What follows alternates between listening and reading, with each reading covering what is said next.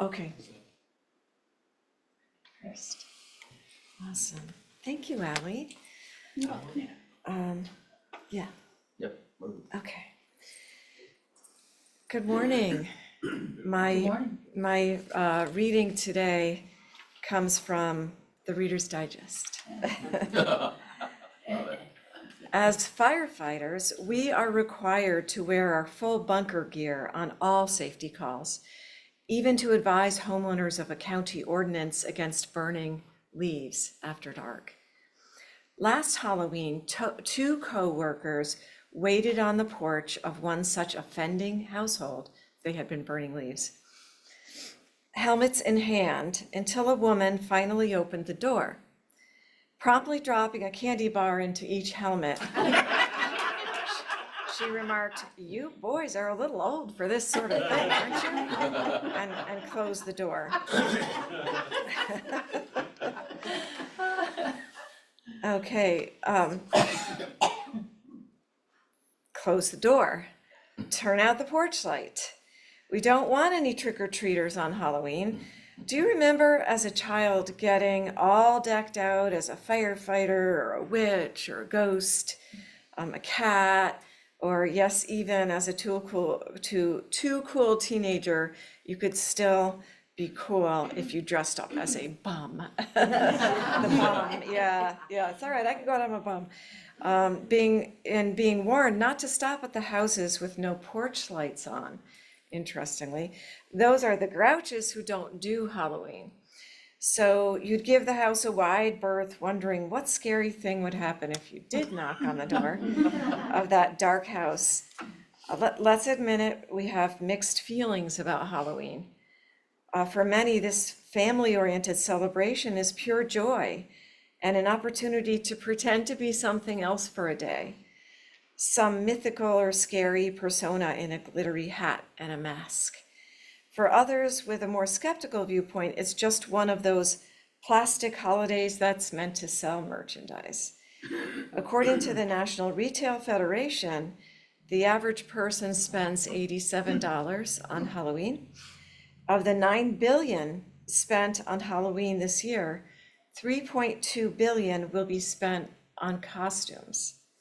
$2.7 billion on decorations, $2.6 billion on candy, and $400 million on greeting cards.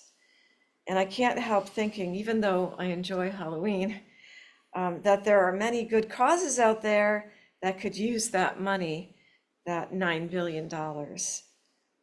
What's Halloween about anyway? Is it just about dressing in crazy costumes, being scared and going door to door to be admired and to see who gets the most candy, which is what it was for us, I think, as kids. Yeah. Where is the spiritual meaning in that? No wonder many people close their doors and turn off the porch light. Well, surprisingly, there is a spiritual meaning that's kind of gotten lost through time. And today we're going to take a look at those holy days, and then in part 2, examine the spiritual roots of some of the Halloween rituals that we carry out each year.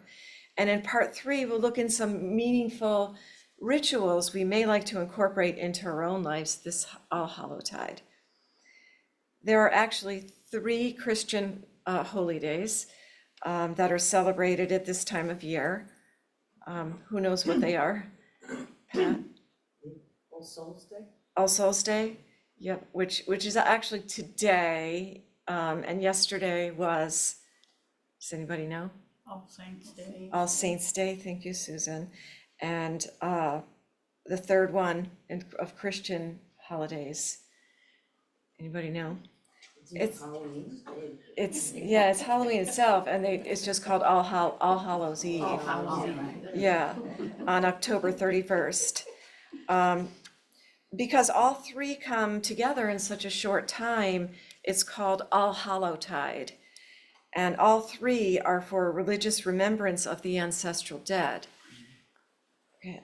In Catholic tradition, All Saints Day, the day after Halloween, you are to pray for the souls who are already in heaven. On All Souls Day, which is actually today, you are to pray for those who are transitioning out of purgatory.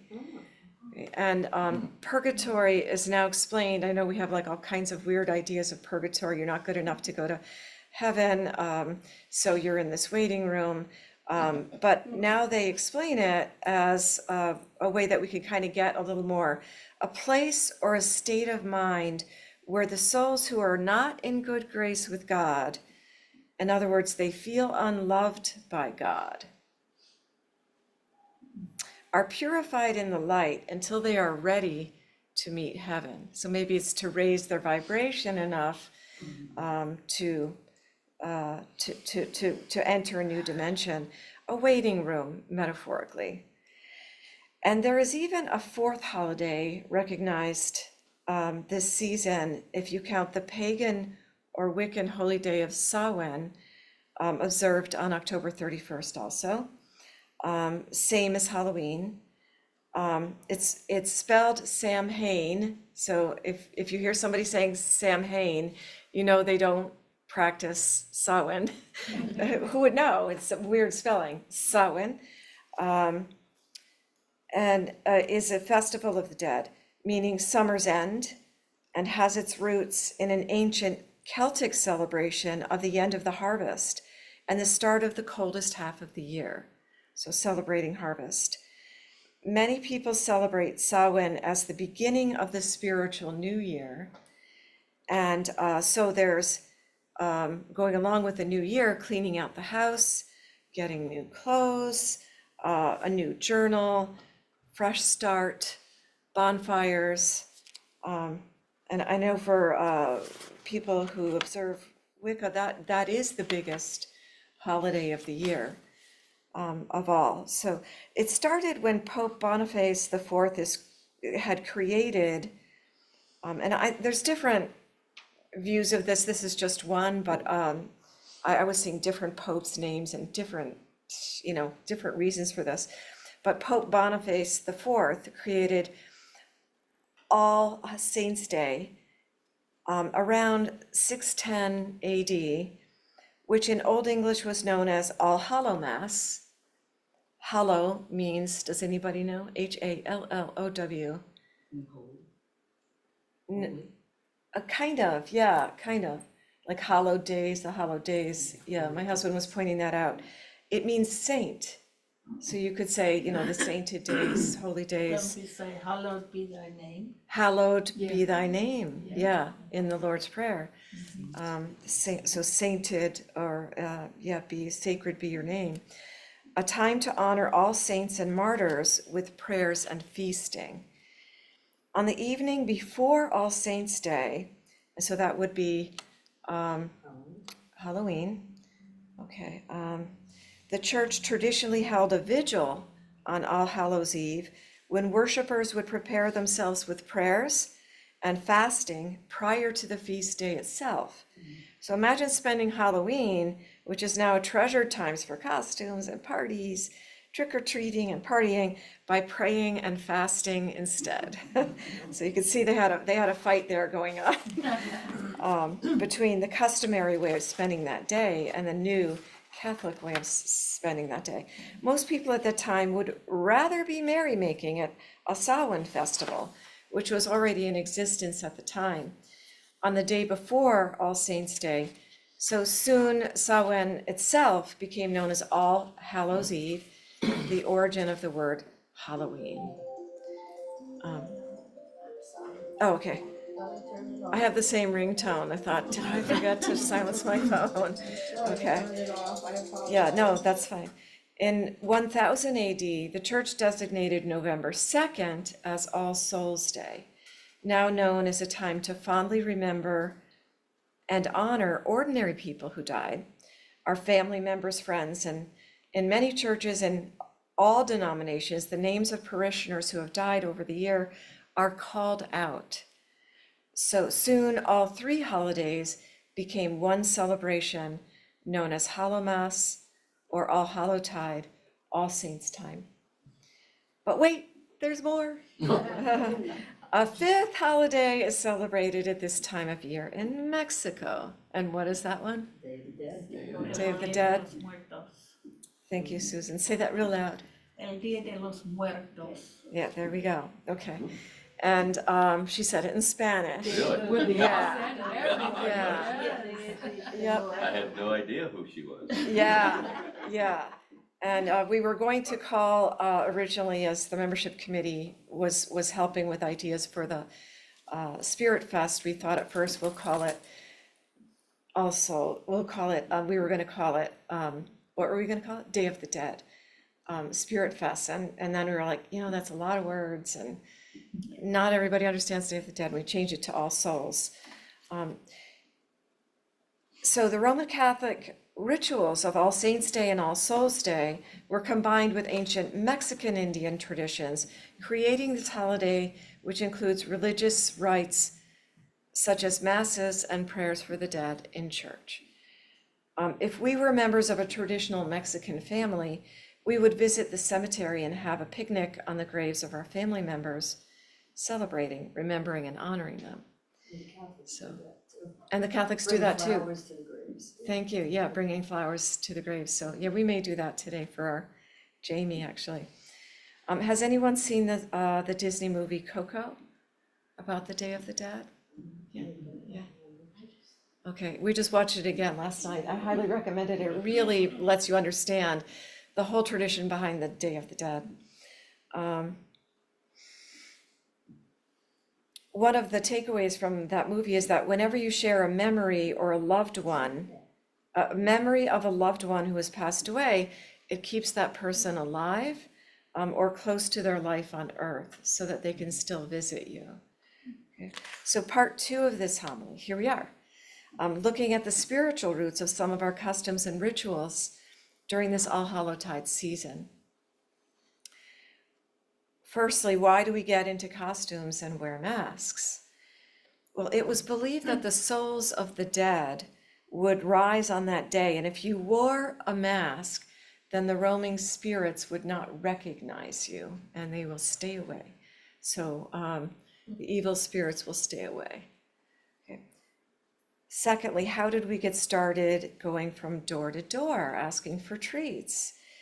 In medieval times in Britain and Ireland, it was a tradition for poor people and children to go what they called a solin on Halloween to pray for the souls of the dead. So taking the work of the church from door to door. Salvation, saving souls. They would ask for soul cakes in return for praying for their departed loved ones who had died in their household. The soulers, they were called, would visit houses carrying hollowed out turnip lanterns with a candle inside, which represented a soul trapped in purgatory. It was thought that all those who were in purgatory would transition to heaven on that day. And our prayers were needed to help those souls on their way. It must have been really difficult to carve out turnips. So pumpkins became the new turnips and jack-o'-lanterns were born. Are any of you familiar with the Peter, Paul, and Mary song? It's called A Solin. It starts with Hey Ho, Nobody Home, which is an old traditional that we sing in our family, and goes on to soul, a soul, soul cake. Please, good missus, a soul cake. We've got that for you. You'll recognize it probably. Apple, a pear, a plum, a cherry, any good thing to make us all merry. And the Catholic Church teaches that all who die in God's grace, this was, I think, the explanation on the Peter, Paul, and Mary album. They teach that all who die in God's grace, but they are still imperfectly purified, are indeed assured of the eternal salvation, but after death, they undergo purification, as we were talking about earlier, so as to achieve the holiness necessary to enter the joy of heaven. Okay, so not something that we necessarily would observe at ISD. We think that everyone is already, ready at whatever state you are going to cross over, I think. We don't necessarily practice that.